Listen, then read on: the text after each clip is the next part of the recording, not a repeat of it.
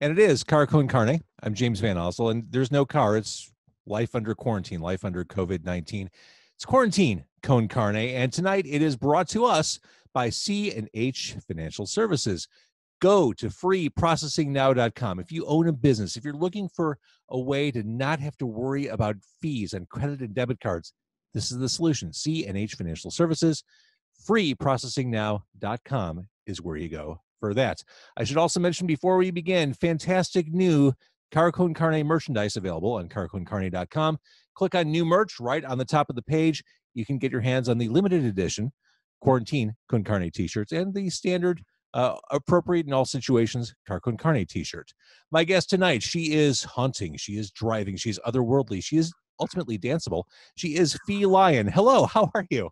Hi, I'm so great. Thank you for having me. Chicago musician, Chicago artist, really. Yeah, First question out of the gate is an obvious one. How are you holding up?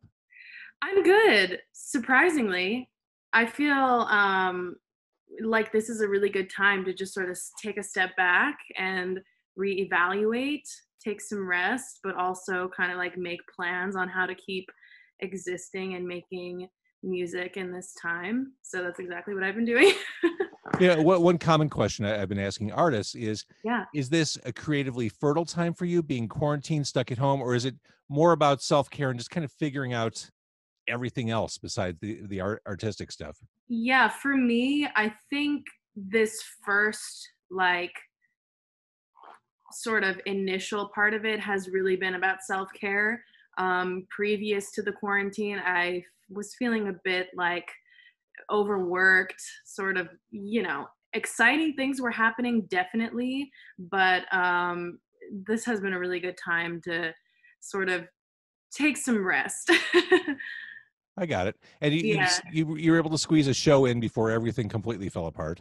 Yeah. I had started my tour, which was supposed to go all the way down to Texas for South by Southwest.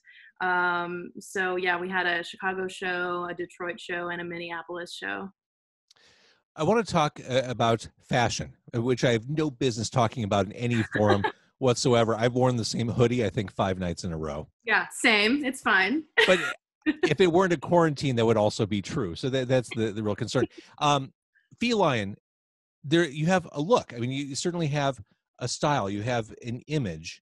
Yeah. How important is that to the overall feline package? Extremely important. I think it's, you know, it's really a close tie. The music and the visual is interlinked for me, because it is just me on stage pretty much all of the time. It's really important for me to feel strong, powerful, and sort of like, I don't know, in tune with what's on my body and how it Right. feels. So, And when in doubt, go with latex. yeah, absolutely. I mean, the thing I like about latex and vinyl and any of the more like shapely pieces that I wear is that they're so strange and sort of otherworldly, yet I relate to them. I relate to the uniqueness and like strange, visual experience of them. And I think that that sort of ties in with my music as well, which sort of lives in like an ethereal, dark, landscape in itself. So it's really everything for me. Yeah, and it also comes just naturally. Like these are naturally styles and shapes and textures that I'm attracted to, and it fits. When I saw you in the inflatable latex dress, Yeah. I thought, well, no one else is doing that. That's Yeah, I mean, that was fun. And it's sort of exciting to me because I don't really have anybody on stage to interact with. So the garment itself becomes sort of like, a play buddy on stage for me to experience and for me to have fun with and sort of, perform with. as your stage presence and just as you grow, would you ever think about fleshing out what you do on stage with other people? Do you entrust people enough to play with your music? I've thought about it. I've thought about it. I think if the right opportunity presents itself, I would be open to that. Um, for now, I think I'm still experimenting with ways to deliver a big sound by myself. Sure. Um, you know, making electronic music is honestly still so foreign to me. And I feel like even though I have learned a lot in that aspect, there's still so much that I have to learn to do the things that I, envision in my head. So my personal journey of playing and performing electronic music is, I think, just at the start. So, maybe once I'm further along, I'll be more willing to, invite performers and musicians to join. Got it. I want to thank Eric and Billy for watching. Also, Susan, Maxton, John, and Nicole, all for watching on Facebook Live. Thank you for doing that. Hey guys. You talked about technology. You manipulate technology to create these dark and very dramatic songs. Mhm. Do you think visually as you create music? Because I hear soundscapes, I hear the score to a very dark life when I listen to your music. Mhm. Is there? Do you think visually as you create? Yeah, I do. And every song is different also. Sometimes, a song will start for me from just a little sound that I hear in my head, and other times it comes from a word or two that I hear on the street that I'm like, oh, I relate to that. That sounds like a story to me. But as I'm making music, sort of without even trying too hard, a story starts to form for me, and kind of like to go with it and sort of like score the film that's happening in my head. You like the dystopian stuff. You like the dark Yeah. stuff. Do you put it all out there in music? And is your downtime just spent watching Disney Plus because your music is that kind of like dark catharsis? You're just watching like Mulan. Yeah, I mean, I wish I had Disney Plus. Yeah, I mean, I think that on the daily basis, like, I mean, especially now in quarantine, I haven't really been creating as much, at least as much like new content in that sort of world.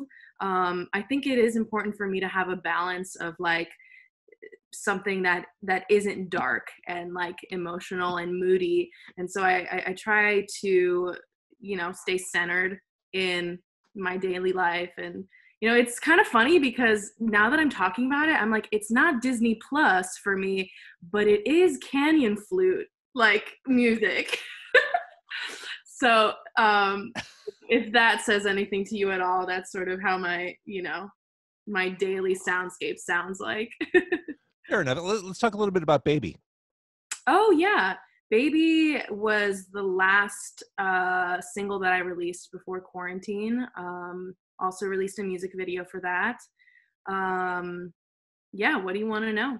Oh, it gets dark really quick, and this song I really enjoy this because there's a mounting intensity Mhm. to it. Where did this come from emotionally when you wrote it? Well, I was writing it, and sort of just like I said, this story came to my head about a stalker. And I think this is something that we can all relate to in the age of, the swipe and the telephone, and like being able to just get access to anything you want so quickly. I think that allows this sort of obsession to happen. And, I've experienced it before, and I think everybody's experienced it before, where Sure. you're curious about like what so and so is doing, and you're curiouser and curiouser, so you just keep kind of like feeding that obsession. And so I guess when I was writing that song, I started to think about the obsession of a lover, and like how love can be extremely obsessive as well. And yeah, I just ended up taking that to the extreme and exploring the life of a stalker who, is just so desperate to uh, find her lover. And, the rest is explained in the music video. And then the remix EP was at the end of last year, Hmm. right? I think I described the Heaven remix as ethereal, pulsating, seductive, and seedy. Those are All, perfect. yeah, all good characteristics of a Yeah. song. Yeah. I like seedy. I like that one. Seedy's a good one. Seedy feels more Chicago than anything. Yeah. Yeah. Little And Chicago grit. yeah. Yeah. Those remixes, those turned out great. That was my first like remix, endeavor, and I could not be happier with the way they turned out. And Blood Sisters, the EP itself, just turned 1 this month. It's And crazy. I love the title track of that one. My Man is an epic song. Thank Truly. you. It's so funny. Like you truly never know how the crowd will respond to Sure. what you're making in the studio. And that song, My Man, it just took me sort of forever to get it somewhere to a place that I was like, oh, okay, I guess this is done. But it went through so many iterations, and then finally it turned into this like 8-minute sort of mega mix of a track. And you know obviously we all have our favorites, and My Man was my least favorite. I was almost like, oh, I don't know if we can put it out, like I just don't know if it needs another like revision. But the response was great, so I'll let the fans decide. on that. Absolutely. Yeah. Can you recommend a movie or a book for us to pay attention to while we're in quarantine? Oh wow. A movie, what did I see? Wow, this is crazy. I feel like on the spot. I just watched so I watched Blade Runner. That The seems so appropriate coming from you. Yeah, That's I mean, so but it's also like appropriate. cliche. I'm like, watch Blade Runner. But Speaking of dystopia, yeah, yeah. But I will say, I think it's really important to watch both of those films. The old one with Harrison Ford, and then the new one with Ryan Gosling. Um, they're so amazing. I think just timeless. And I will say that watching the newer Blade Runner, I had seen it already and I was like, I didn't like it.